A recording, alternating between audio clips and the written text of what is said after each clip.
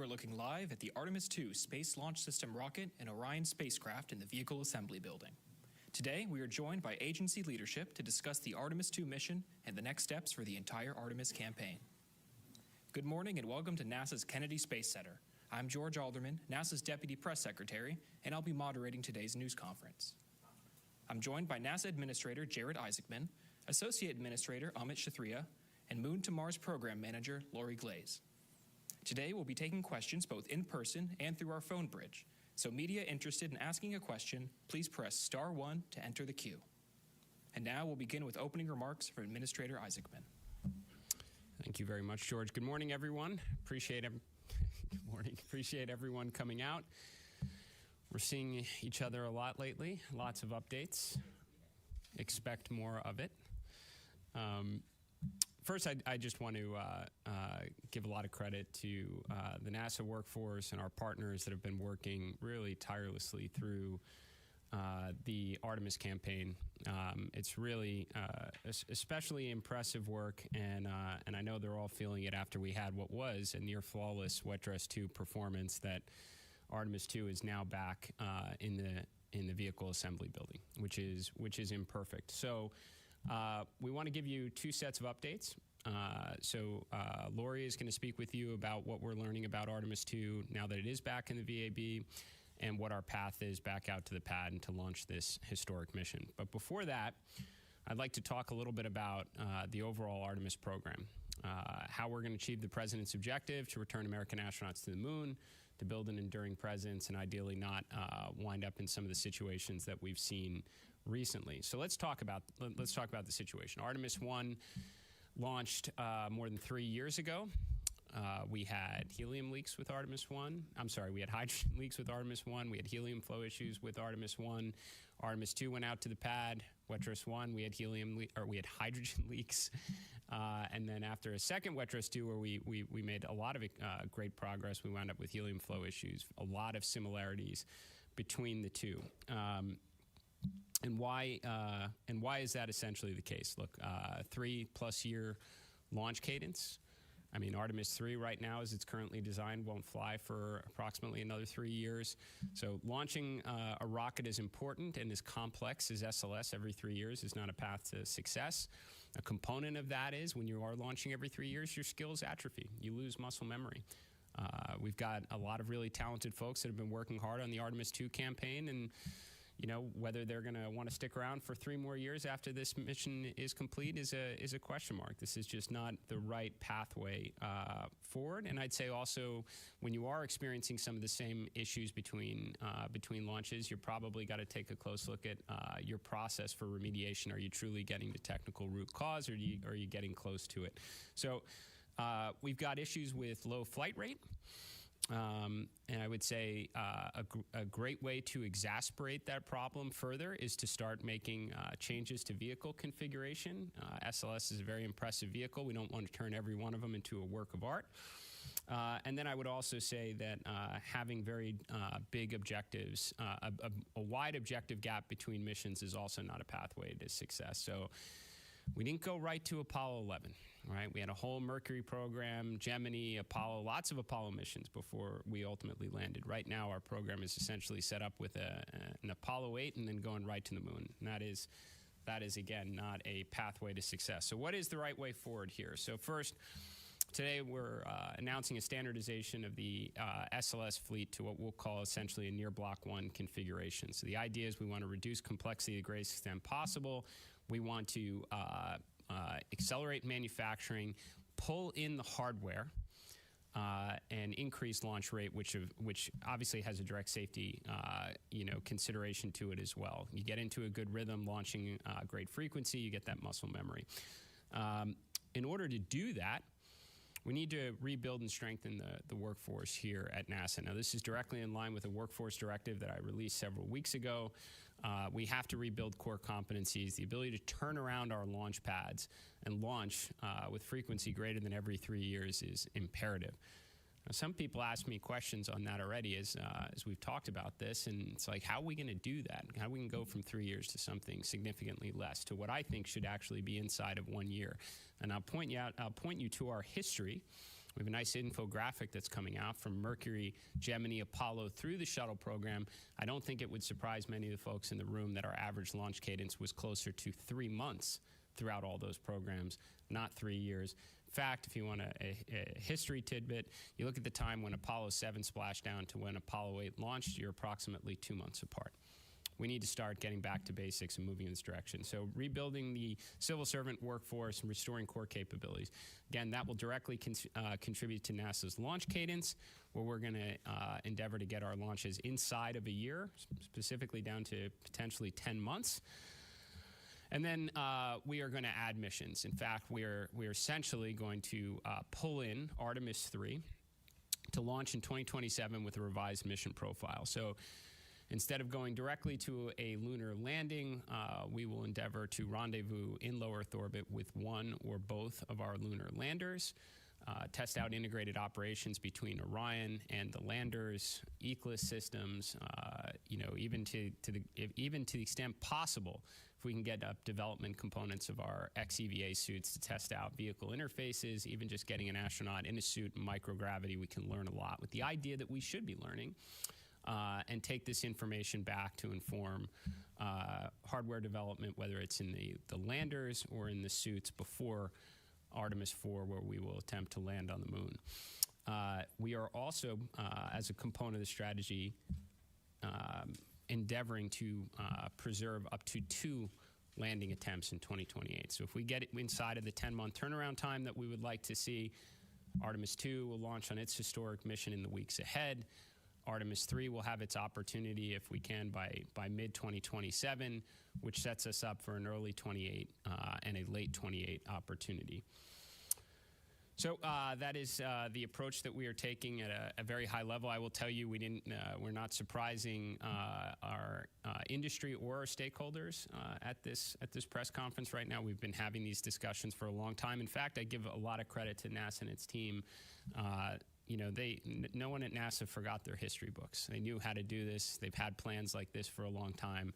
Now we're putting it in action. We had a chance to have these discussions across all of our industry partners, all of the prime contractors on the SLS vehicle, both of our HLS landing providers. Everybody agrees this is the only way forward. And I'll say, had similar conversations with all our stakeholders in Congress, and they're fully behind NASA in this approach.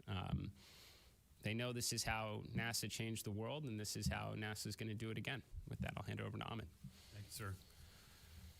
Let's see, the path forward that the administrator laid out, I think, is pretty clear. It reduces risk. It strengthens our ability to execute these missions and the campaign ahead of us. It reflects the adjustments that we need to keep our schedule credible and our teams focused on what matters most, which is safe and achievable missions. And also, I think it's important that we talk a little bit about the Artemis II crew. This is for them also. When they get on top of that rocket, they need to know that they're doing it as part of a step, as part of a plan that's going to work. That they have said many times they're doing this mission so that their teammates can walk on the moon. They need to know that they're going to get on top of that rocket so that we're going to give them a plan for the rest of the team that's going to be assigned, that's going to go do this work to actually get to the moon. So our update today reinforces that commitment to them. And when we ask them to take that risk, when we take that risk together, that they're doing it for a reason. So we're going to build that program grounded in safety, incremental learnings, technical excellence, and long-term sustainability. So I think it's, our commitment to flight readiness, this is not about slowing down momentum. This is about increasing it, about making sure that we are focused on the right things in terms of how we execute the program. We need to get back to doing the workforce initiative that the administrator has directed us to implement is the absolute key ingredient to this. We need to get our teams working side by side with our partners outside and get this work done. So it's challenging, it's ambitious, but with this course correction, we are on a more stable foundation, a more realistic path to the milestones we have ahead. And we're so grateful to the teams across the NASA centers, across all of industry that's helping us. We have the entire force of American industry now helping us with the Artemis campaign. We are grateful to them for their support. They have been relentless in driving progress, and we need them to be even more relentless to achieve these missions. And this plan that we're laying out today makes that possible. So with that, I'll hand it over to Dr. Glaze to talk about Artemis II. Thank you, Ahmed. I'd like to start by thanking the administrator for taking this incredibly bold step and moving quickly to assure that we have support and resources that are needed in order to launch Artemis astronauts to the moon every year. I want to thank our team as well within the Moon to Mars program on Artemis and all of our Artemis mission planning. Our teams continue to work tirelessly to enable mission success. I know to people outside of NASA, sometimes we make it look easy. What we are doing is anything but easy, and we've seen that with the challenges that we've encountered. I've said time and time again that our team rises to challenges and they meet any bar that is set. This will be a challenge, and I know that we will continue to relentlessly pursue excellence at every step, and that includes not just our NASA team, but it includes, again, our contractor workforce and all of the suppliers that contribute at every level to the success of the Artemis space program. So first things first, I'm going to talk about Artemis II. We were here just a week ago. We were all very excited last Friday after the successful wet dress rehearsal. We were in a great place at that time and looking at a launch in early March. Things changed pretty quickly last Friday evening, where we discovered the issue with the flow of helium to the ICPS, the upper stage of the SLS. That occurred as we were doing the reconfiguration of the SLS as we transitioned from the wet dress into the launch configuration. So that was it was disappointing, but that's where we were. And the response of our team was exactly what we should be doing. We allowed the data to talk to us and tell us what we needed to do, and allowed those findings, the operational findings, to guide us in what decisions that we needed to make. And the data were pretty clear that we were no-go. We were in a no-go situation without the ability to flow the helium to the RL-10 engines of the upper stage. So while we have the ability to access the boosters and the core stage out at the pad, we were in preparations already for being able to do the work that needed to be done out at the pad.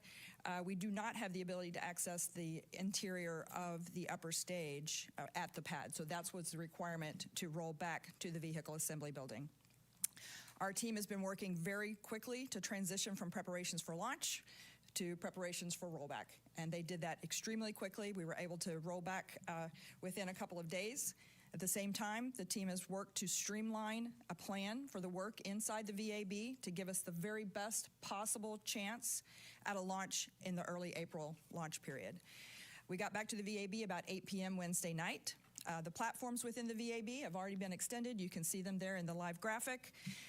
And the work has already begun, an incredible amount of work already going on. The suspected system components for the helium flow will be removed, and they're going to undergo detailed inspections and assess the cause of the issue.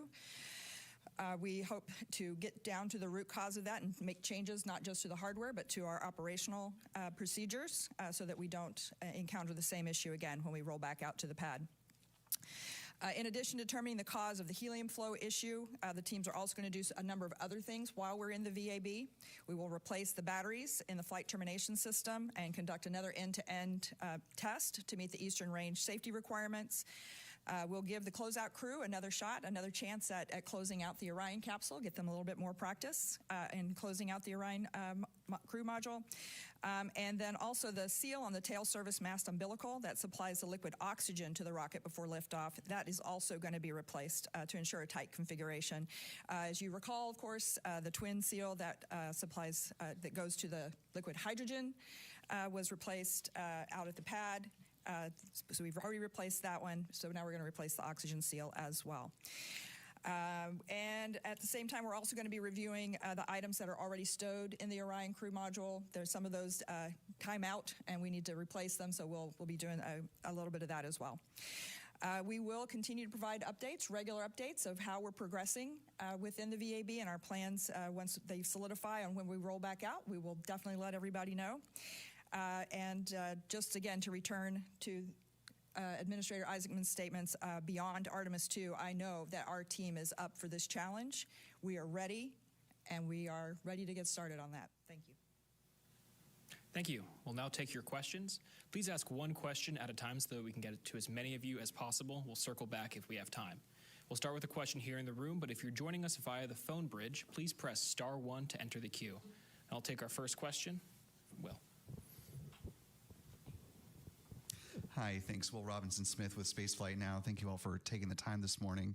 To the administrator or associate administrator, the plan for the revamped Artemis III to rendezvous with one or both of the HLS providers. Can you speak to the importance of that component of doing Artemis III in low Earth orbit, and I guess how soon, given where both of those HLS vehicles are, how feasible that might be to dock with them as opposed to just sort of rendezvousing and getting in proximity with them in low Earth orbit? Thank you. So I'll begin and welcome Amit's additional inputs on this. I think one of the challenges, but is also one of the greatest opportunities that comes from both our HLS providers, is the ability to return America to the moon, not just, again, for the flag and the rocks, but to be able to actually build out that enduring presence. So what they're taking on is technically very challenging, but a lot of that involves, whether it's on-orbit prop transfer or rapid reusability, because it necessitates lots of launches. We don't find ourselves in that situation for a low Earth orbit rendezvous. So this is an opportunity to test out the vehicle. We know they're capable of doing is not as much the technical process. The most demanding process is how to get that vehicle to the moon. So it's a perfect opportunity for us to test the interface out between Orion and that vehicle, to actually get humans in the vehicle, start looking at the ecosystem systems. This is all going to help take down risk for a subsequent landing. Yeah, I think for Artemis II, we're doing on-orbit handling of the vehicle to test out rendezvous techniques. A low Earth orbit rendezvous is a bit more challenging than a LEO rendezvous, just because the external environment, the external torques are different. But as the administrator said, this was in the plan. We have to be able to mate with these vehicles. We have to dock. We have to ingress. We have to do those things anyway.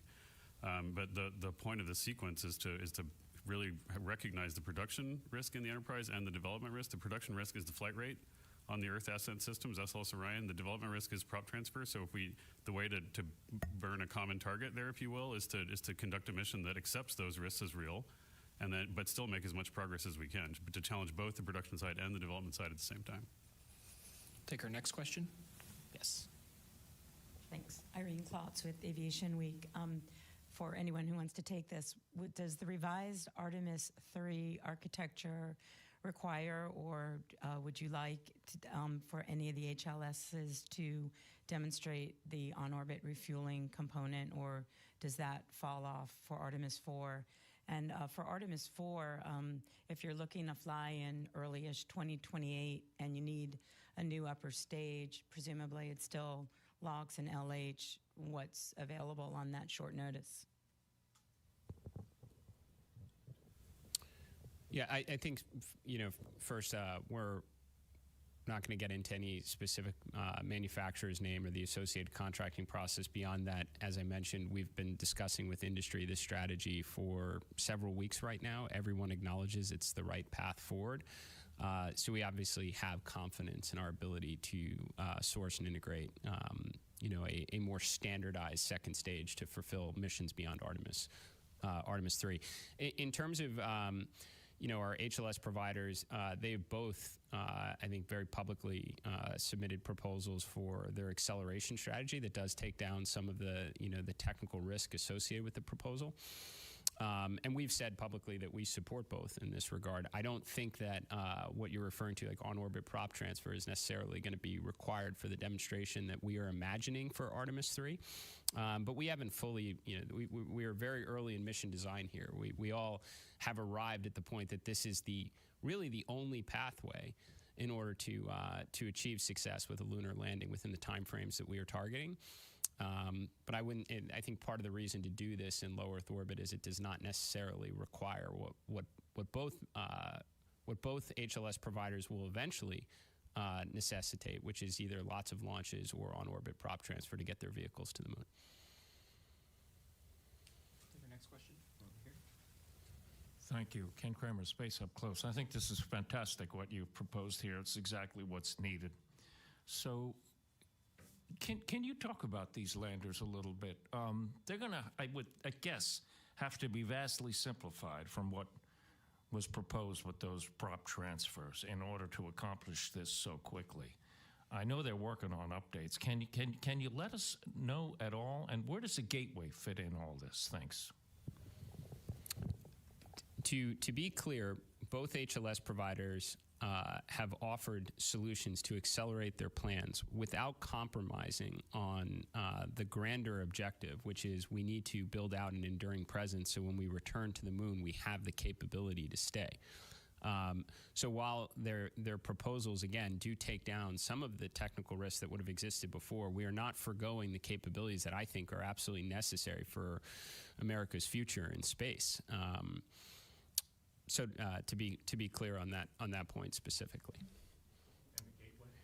I think at this point we really want to focus the meeting to the greatest extent, because to be honest, this can be somewhat of the problem. The hardest thing right now is returning American astronauts to the surface of the moon. We obviously haven't done that in more than 53 years. I think by focusing a lot of time, energy, and resources across lots of grand endeavors is why you wind up in a situation where you're launching an incredibly important but complex vehicle every 3+ years. So I say that not to make a statement towards Gateway, because we are doing this to get back to the moon and have the capability to stay. Certainly to build a moon base, which is going to be ideal. Which can be an ideal learning environment for us to test out the operations, in situ resource manufacturing, refining, all the capabilities that are going to be necessary for the next giant leap to Mars and beyond. But I say with focus for this conference specifically, we gotta keep the attention on standardization and flight rate as our path to get back to the moon. Our next question will come from Marcia Dunn with the Associated Press. Marcia Dunn, Isaacman. How much did the recent problems with Artemis II, especially mimicking Artemis I, how much did that play into your decision to shake up the Artemis mission profile? And how disappointing are you to have to wait perhaps even longer to land astronauts on the moon? Thanks.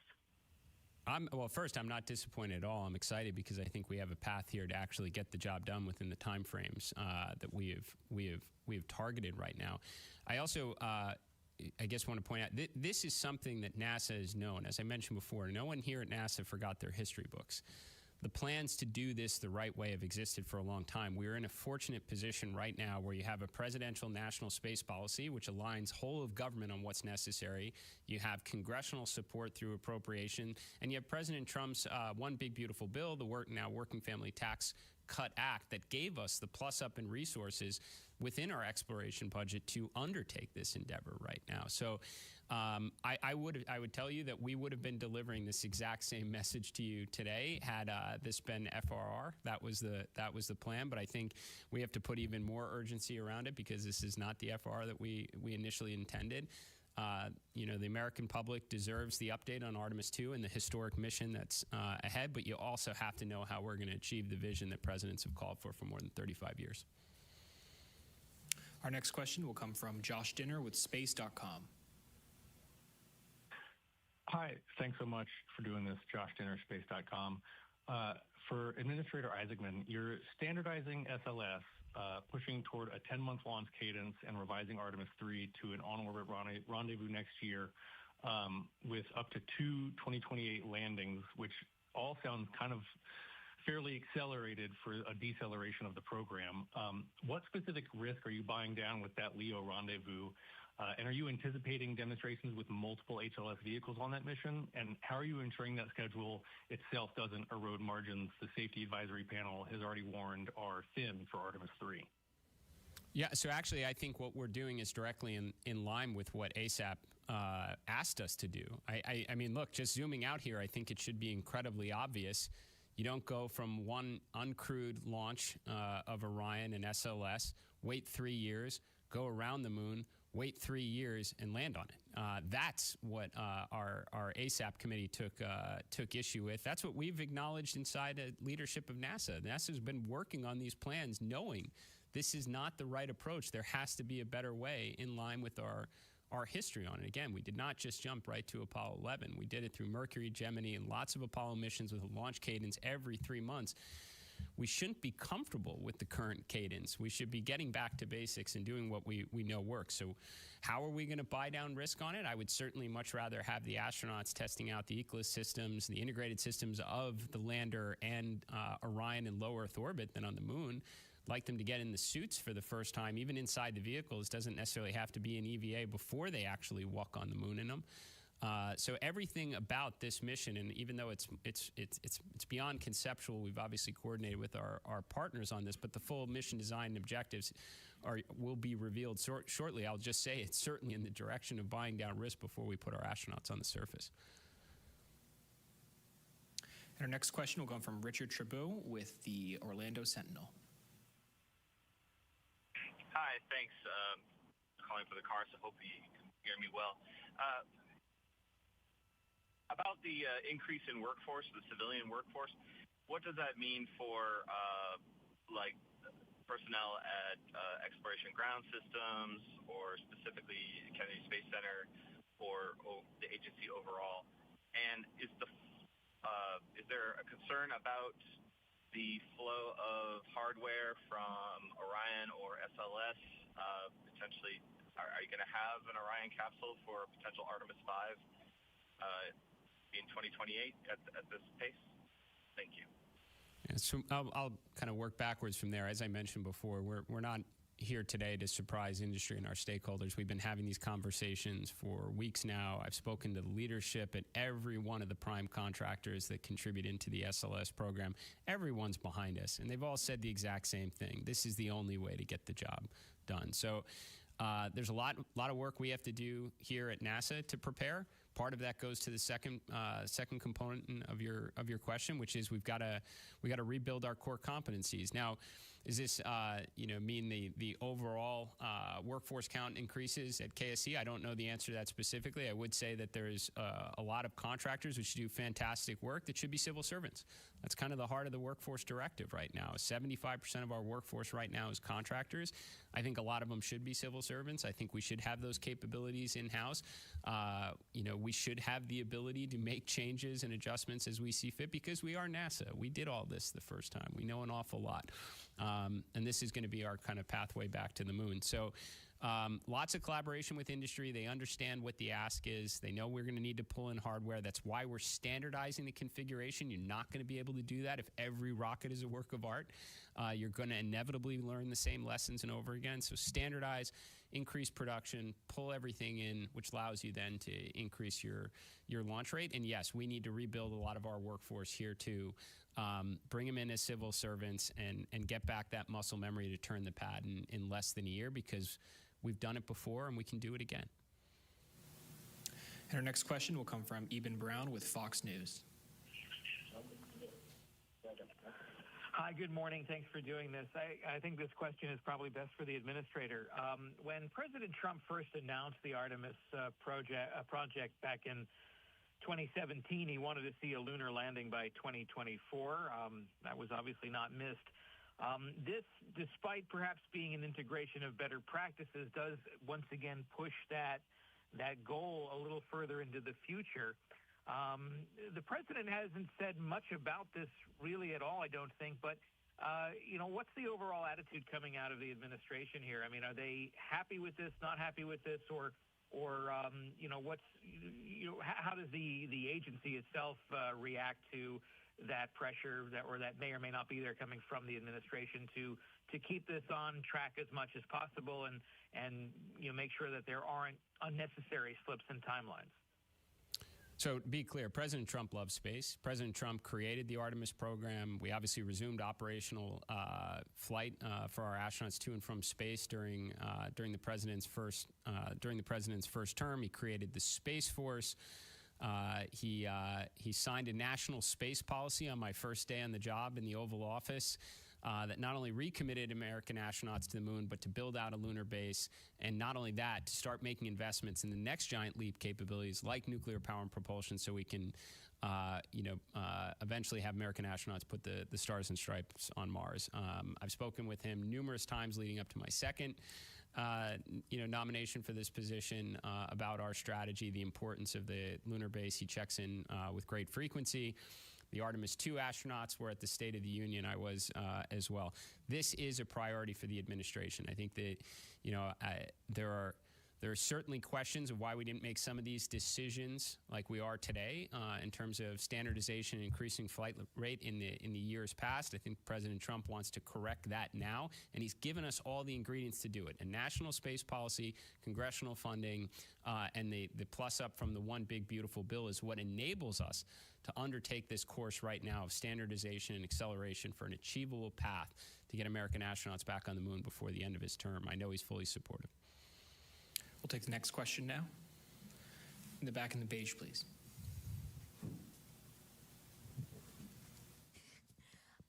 Do you think that some of the budget cuts that we've had recently have contributed to that low flight rate? And would you say that we have the resources and funding to increase that flight rate? And sorry, I just have a logistics question. So can you just clarify the Artemis III timeline here? You mentioned mid-2027 and 2028, and I just want to clarify, are those two landing attempts? And then would you be launching in 2028? I'm just trying to wrap my head around that. Sure. I mean, let me just address there were no budget cuts to NASA. We actually had historic funding last year between the consistent funding through the continuing resolution plus the plus up from the One Big Beautiful Bill or the Working Family Tax Cut Act. NASA had historic funding last year, which is the only reason why we are capable of undertaking this right now. So I just pause on that point. In terms of, again, to be very clear, because I know we're moving around here a little bit, Artemis II is going to launch in the weeks ahead, 10-day mission, historic mission to go around the moon. It's going to allow us to test out the Orion spacecraft. Artemis III will launch, ideally, by mid-2027. So this is now getting us back in the rhythm here of increasing launch cadence with SLS and the Orion spacecraft. Our objective there, and we've spoken with both our landing providers on this, is to rendezvous with one or both landers. That's an opportunity for us to test out integrated operations between Orion and the lander, which is important. That will be a crew-rated vehicle someday. There's ECLA systems we're going to want to test out. It's another opportunity for us maybe to get our suits up there before the astronauts actually have to wear them on the surface of the moon. If we can't make that timeline with suits, we have other opportunities to get them up to International Space Station, but we do consider that a priority, which then sets up for Artemis 4 and 5, potentially in 2028. We're not necessarily committing to launching 2 missions in 2028. We want to have the opportunity to be able to do that. Take the next question. In second row in the gray. Thanks. Bill Harwood with CBS News. I have about 10 questions. No, I'm kidding. I've got 2 questions. For Jared, you mentioned the ASAP earlier. Their report came out this week, and could you add anything about what input they had in your decision making? Because it seems like you're addressing most of their primary concerns, at least. And then for Lori, I guess, I know you guys are focused on these near-term flights. We're not talking Gateway today or whatever, but will you continue work on Mobile Launcher 2, or does the work stop now?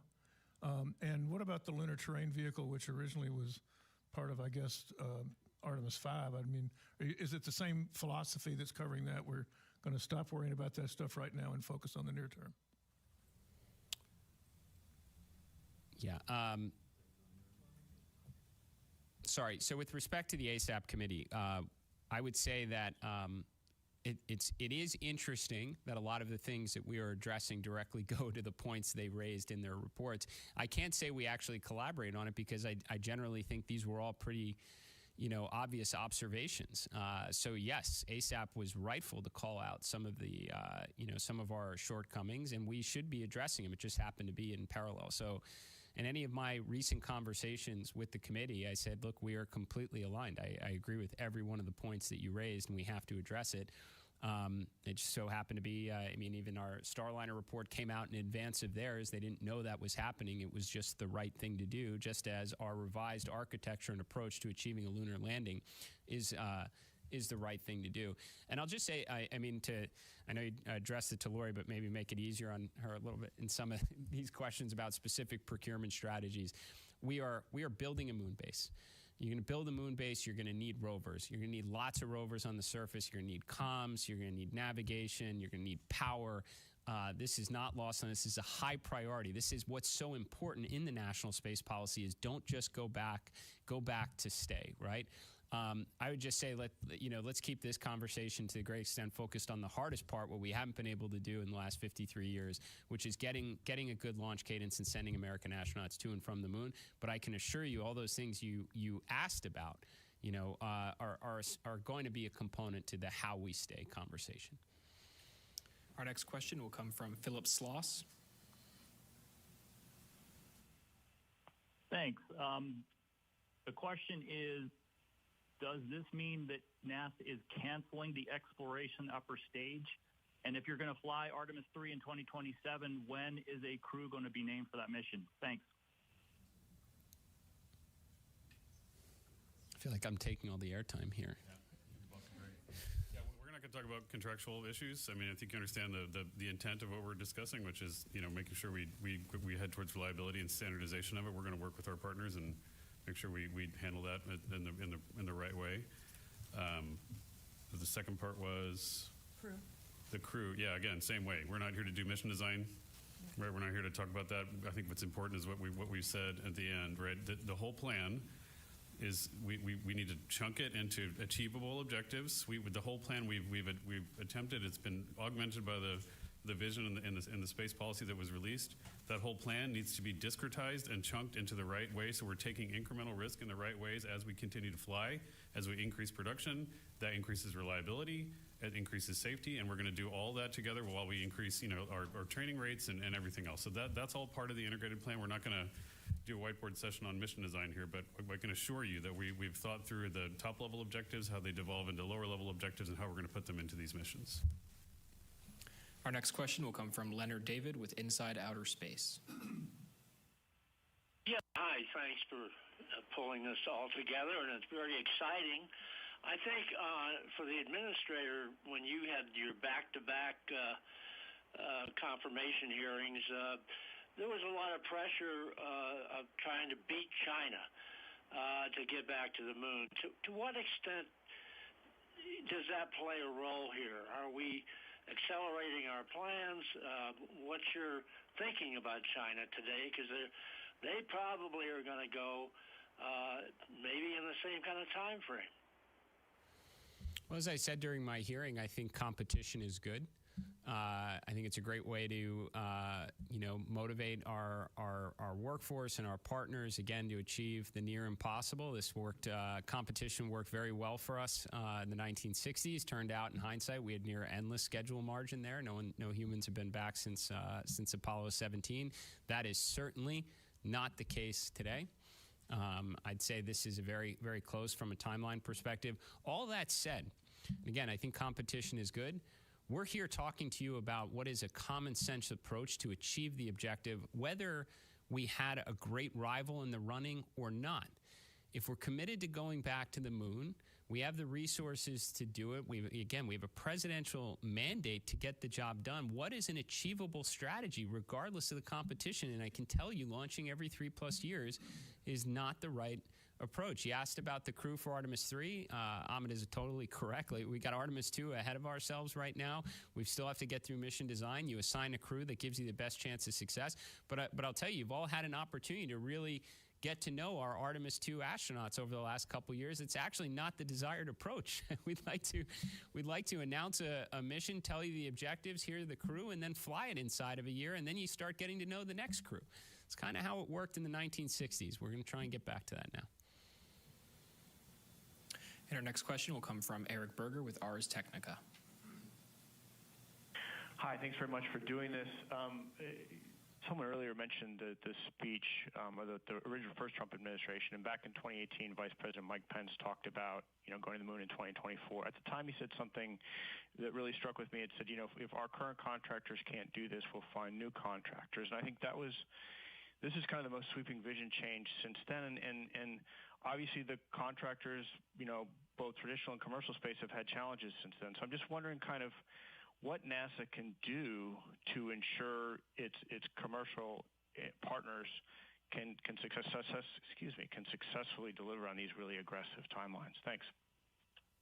I would just say that similar to a recent conversation we had with all of you. This is largely about NASA. We talk about why we've struggled, our shortcomings. I look internal first. What could we have done differently? That's why we're having this conversation right now. I didn't have a conversation with any of the prime contractors, any of the partners as it relates to this acceleration plan where they said it couldn't be done. They just didn't have the conversation really up until now on this. And I'm sure there's a lot of reasons for it, and I've said some of it before. We had a pretty, I won't say, singular focus in the 1960s of getting to the moon, because we did a lot of great science and exploration at that time, but we generally were focusing on a couple key needle-moving objectives, which I talked a lot about during my hearing. Over the years since, President Trump during his first term, started the Artemis program, we've taken on a lot of interesting projects. Some people have asked questions about them here in this room. I'll tell you, the more multi-billion-dollar projects you have, the more resources and attention it captures, the less you launch lunar missions, right? So we're taking ownership of this. We're taking responsibility of the objective, the critical national objective that's been entrusted to NASA, and how do you do it? Well, you talk to your partners and you tell them we're going to have to start making some decisions. We're going to standardize. We're not going to turn every rocket into a work of art. We're going to increase launch rate. We're going to do it in a logical, evolutionary way. We're not going right to Apollo 11. That makes no sense. What can we build up to gain confidence so that when we do embark on the true landing, we have the highest probability of success? And that's what we're doing right now. So I'll tell you, today this is a NASA story. Not saying we don't come back to you in a year and say that we have to make some adjustments here with the vendor, but right now this is something that we need to own, and that's what we're sharing with you. Next question will come from Ken Chang with the New York Times. Hi, thank you. So with this revision, you're using up, through Artemis 5, you're using up the SLS Orion that's mandated in the big, beautiful bill. So I was wondering, from Ms. Axelman, are you thinking about the follow-on architecture that you've talked about after that? Well, I think I've been, I'd say certainly our number one focus is what Lori spoke to you about previously, which is Artemis II. That's our near-term, it's the most important human spaceflight mission in more than a half century. We owe you an update on how we're going to get to the moon, so we don't wind up in a situation where our vehicles are going back and forth to the assembly building. And we've got enough in front of us on that. But that said, I said it at the initial rollout conference. I've said it many times since. President Trump created a program to return to the moon, to build out a moon base that's going to require lots of missions to and from the moon, crew and cargo in a very affordable, repeatable way. This architecture will naturally evolve just as it is today. I can't tell you exactly what Artemis 10 looks like. I bet it's going to look very different than what Artemis 5 is going to look like, as I'm sure it will be for Artemis 50. That's the idea when you say you're going to go back to the moon and be able to stay. We'll take our next question from the room. Up front in the yellow. Jean Wright, Space Up Close. I'd like to know what the altitude will be, the lunar landing rendezvous. Would that be low Earth orbit or distance from the Earth? Just curious. Thank you. Don't know. Let's figure it out. Yeah, ideally, we want to put as much, every time we take the ascent risk with a crew, right, we want to make sure we get as much done, right? And so we'll get into an orbit that's achievable for as many docking and mating operations as possible, as much, environmental similarity to what we would experience, during the landing mission. So we're gonna take all those objectives and pour it into the design, but I can't tell you the orbit yet. Our next question will come from Kristen Fisher with The Endless Void. Hi there. So I think my question's for the administrator. We've talked a lot about the Artemis II crew, but how about the rest of NASA's astronauts? They've now got this kind of exciting bonus mission that they could be assigned to.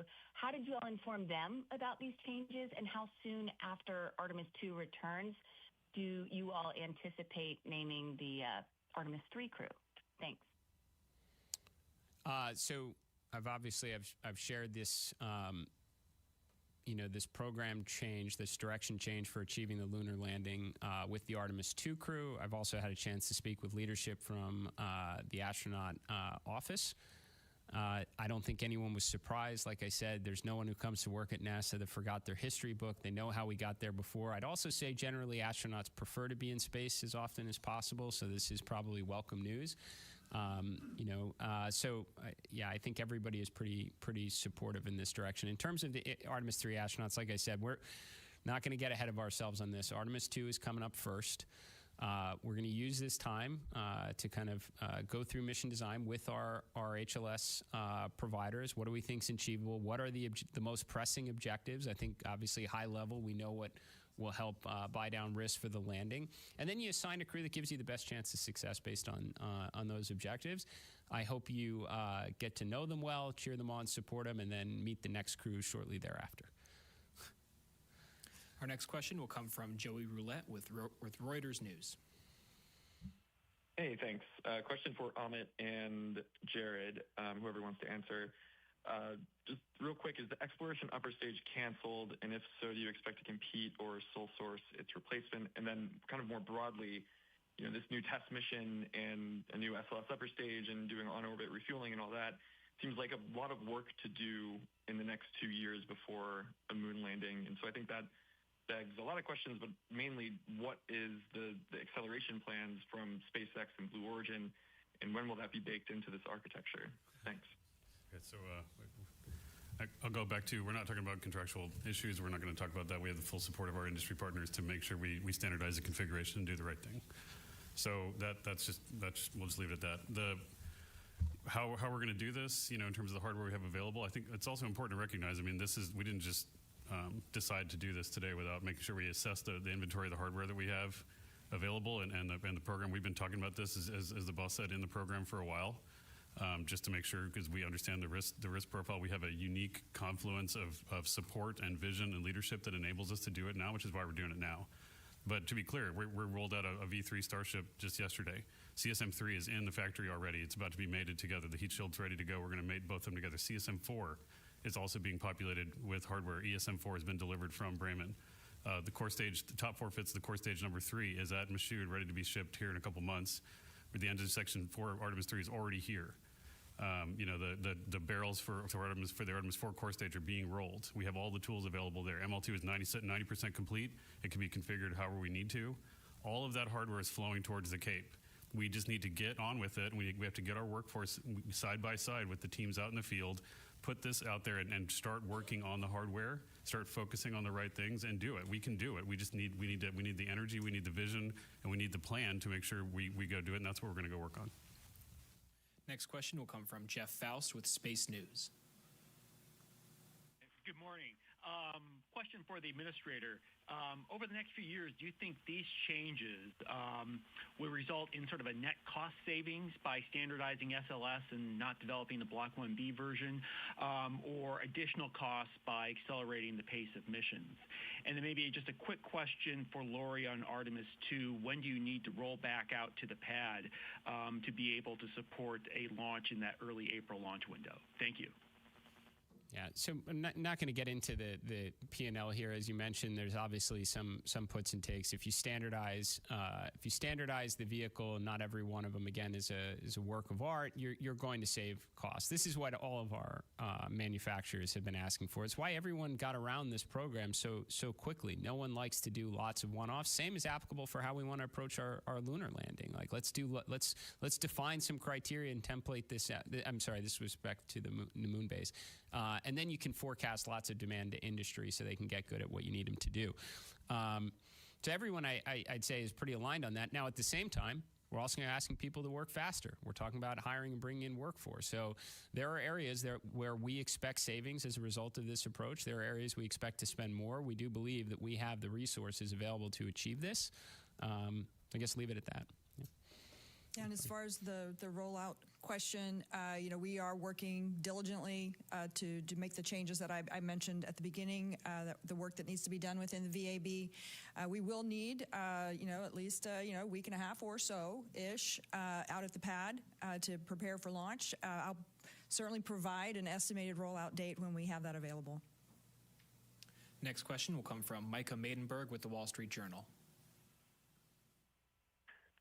Hey, good morning. Maybe for the administrator, could you explain a little bit how the new Artemis plan was put together, was this something that was on the shelf when you started or brought in with you or came up after starting? Is there a person who's like kind of the brainchild for this plan? Thanks. Yeah, I'd say that this was, we gravitated towards this very quickly. And, when, look, obviously, again, it's a huge team effort, but when Amit and I started discussing this subject, he said, we have a plan. So again, there's a lot of people here at NASA didn't lose their history books, understand the right way to go about achieving, an incredibly challenging objective like this. Now, if there is, as Amit has also pointed out, we are in a situation now where between a national space policy that aligns whole of government, congressional appropriations, and the plus-ups from the One Big Beautiful Bill, we can act on a plan that gives us the highest probability of success. We'll take our next question up here in the front row. Hi, Cameron Schwartz with the Launchpad Network. Thank you for your time and all the updates today. I don't want to get ahead of myself, but I did want to ask about the increased cadence and what sort of mission profiles that unlocks for you guys. And do you expect SLS to kind of be a big part of building the moon base?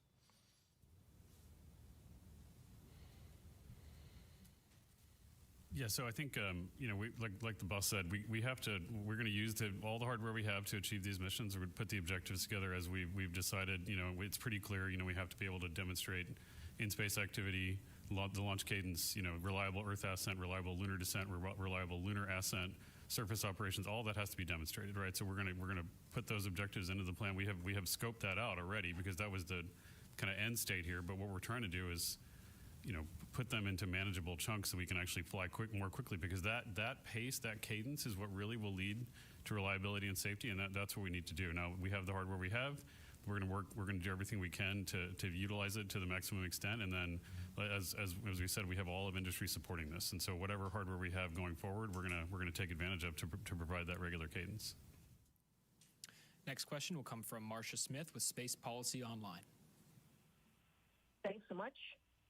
I'm assuming that you have briefed this to the relevant people in Congress. I'm wondering what the reaction is, especially to your decision to eliminate the Block 1B and the Block 2 of SLS, which was part of the 2010 NASA Authorization Act. So is Congress behind this as well? As I mentioned, we try not to have we try to maintain a no surprises policy here at NASA. To do the near impossible takes the contributions from everyone. We want to be very aligned before we go public on a matter like this. So we've spoken to industry. Can you meet the demand? The answer is yes. We've certainly spoken to all of our stakeholders on the Hill. They all understand that this is the path forward. And I would say, I don't think I heard a single objection on these subjects. Like, everyone understands what's at stake here. I mentioned before, we don't have a lot of schedule margin here. The implications of coming up short go well beyond space. I mean, this does, this is, America in the 1960s, you get to the moon, you do what no one thought was possible. It sends a message. I wonder what else they're capable of doing. You come up short, it sends the opposite message of where else could something be broken. I think everyone understands that. The fact that industry got behind this, I think, makes it very easy for our very supportive partners in Congress to get behind it. And honestly, they helped enable us in this regard through the Working Family Tax Cut Act, through the One Big Beautiful Bill. That is giving us the resources to be able to undertake this. And I will just say again, all the national security implications of actually meeting an objective as important as getting to the moon and building a base aside, and the competition associated with it. There is simply a right and wrong way to go about doing this. Launching every 3 years and changing massive changes in the configuration of the vehicle is not a recipe for success. And again, I think all our stakeholders and all our partners understand that. Next question. In the back in the green. Good morning, Melanie Holt, WFTV. And really, I'm looking for a clarification. You've made a lot of major announcements in terms of these Artemis updates. Artemis III specifically, is the goal still a lunar landing, or has that mission profile somehow changed? Artemis III will be a rendezvous with one or both landers in low Earth orbit in 2027. So we're basically pulling in Artemis III and recognizing just the reality that going right from a free return around the moon to landing on it is too big of a gap. And we cannot accept the flight rate of a vehicle this important and complicated every 3 years. So we're going to launch in a year from now, in 2027. Again, start taking down risk for the eventual landing. So Artemis III will be a rendezvous in low Earth orbit with one or both landers. And then Artemis IV and Artemis V, we will endeavor to have 2 opportunities in 2028 to attempt a landing. Just to maybe help, because I know folks are trying to process, the Artemis campaign is a test program. Okay, and we talk a lot about these all-up tests of SLS Orion and the missions where we put the crew on it. We are doing tests at the component level, at the assembly level, all over the country all the time. And I want you guys to start thinking about that aspect of it. That's what we're doing. So these are very important tests, these flights, but every single one of these tests is important. We're going to do an uncrewed demonstration with the landing missions. We're going to do, right now we have a Mark 1 Blue Origin lander in the chamber at Johnson. We're doing human-in-the-loop testing with the Axiom suits right now. That is also contributing to this end state, right? So when you guys think about this, how we're doing it, if you want, we're not going to over-specify at each junction what goes in each particular flight. What we're trying to tell you is we are thinking about this now as an integrated test plan.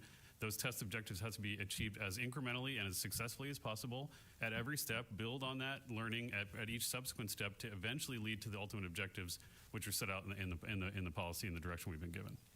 We'll just say we do have a couple infographics that are going to come out and help, because we do recognize this is a little bit of a change, so you can at least visualize what we imagine an Artemis 3 and 4 and 5 mission will look like. We have time for one more question. That'll be from you in the white there. Yes, Bert Dick from the National Space Society. This is all very exciting, as the administrator mentioned about the loss of muscle memory after a launch every 3 years. I see the same impact on public perception, because a lot of the public wasn't even aware of what's going on here. Do you see this as a byproduct, a good opportunity to enhance the public awareness and public engagement and public enthusiasm about the Artemis program? Well, for sure. I mean, we have no doubt. It's mentioned many times that it's a different environment than the 1960s. There's more than 3 channels on a TV, so capturing people's attention at times can be challenging. I have no doubt when Artemis II takes flight, the world will take notice to that. It's going to be an exciting, it's going to be the most historic mission, human spaceflight mission, more than a half century. But yes, how do you maintain that momentum? How do you keep the public engaged on it? Well, certainly flying every 3 years isn't the right approach to that. So, nor is it, as I mentioned before, even technically the right strategy to achieve something as extraordinary as a lunar landing. So, I am certainly hopeful for all the operational technical benefits that come with this new approach, but I do believe it helps keep the public engaged, which again, that's fundamental to what we do. We want to see a lot more kids dressing up as astronauts on Halloween. Inspiring the next generation to take us a lot farther than the moon is part of the plan. That'll conclude today's news conference. Thank you to all of the media who joined us and for your continued coverage of America's return to the moon. As a reminder, you can follow along with the mission at nasa.gov/Artemis. Thank you, and we'll see you next time.